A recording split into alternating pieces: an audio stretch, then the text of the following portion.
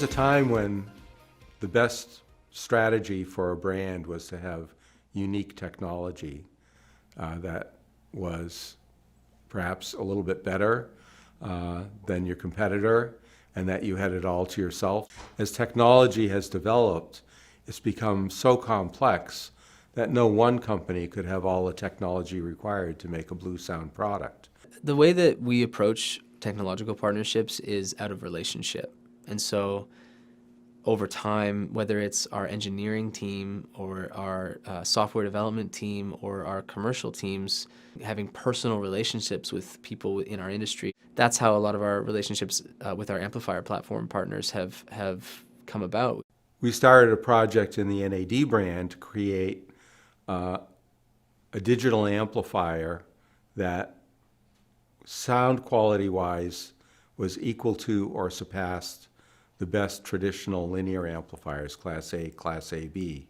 The parenthood of NAD for Bluesound is an important part of the story, and understanding, really for us, like a lot of the same ethos, the same ways of designing, the same platforms in terms of amplification. There's a new company called Axign that we've been working with, and they really came to us in the early stages of their development, really before they even had a product. I don't remember the first time we met with Axign, but I know Teresh has been talking about them for years. Very impressed with what they were doing. I met Teresh about 5 years ago and went a couple of times to Pickering. So we'd been working with them for 2 or 3 years before they even had a product. We were quite excited by what their platform looked like. The Lambrook team is very knowledgeable, and the quality of their products is known all over the world. We've been making amplifiers for so many years. If you have an amplifier idea, if NAD and Bluesound probably have a lot to contribute to making your product even better, which is why we often engage with these technology companies before they actually even have a product. It was just exciting to be able to finally, work on something together with them. We at Axign in the Netherlands are very proud to be part of your latest Power Node Edge. We have adopted their platform in our latest Bluesound product, the Power Node Edge, and by all accounts, it's just a fabulous sounding product. In Bluesound, we've had different amplification technologies that we've used. We've relied on a hybrid digital for many of our products. The main reason that Bluesound adopted HypeX as an amplifier platform in our Power Node product was standing on the relationship that NAD had with HypeX in the past. It started off with Bluesound looking for a small, affordable, yet perfectly sounding power amplifier platform. They had hired a brilliant young engineer named Bruno Putzis, who had worked at Philips and developed something called the Universal Class D amplifier. We were talking about creating a high-performance two-channel streaming amplifier. We had to be looking at this hybrid digital platform, these HypeX modules, as a possible solution. With this module, we were able to help Bluesound reach their ambitious goals, and couldn't be more proud and grateful to be part of this success. But that's the HypeX story, and we've got a great working relationship with those folks. Just like us, they believe that good sound should be accessible for everyone.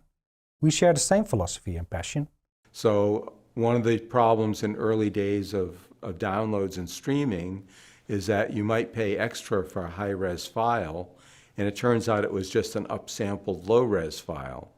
And you had no way of knowing, was this an upsampled low-res file, or was it really the master tape? Well, when we started MQA, obviously there was a lot of interest in what we were promising, which was the way to bring real high resolution with authenticity to the market. When MQA was announced, I sought out Bob at one of the shows and said that we were extremely interested because it fit so well with what we were doing. We're trying to do high-res streaming, and here he's created a codec that maintains the high resolution of the format while reducing the file size.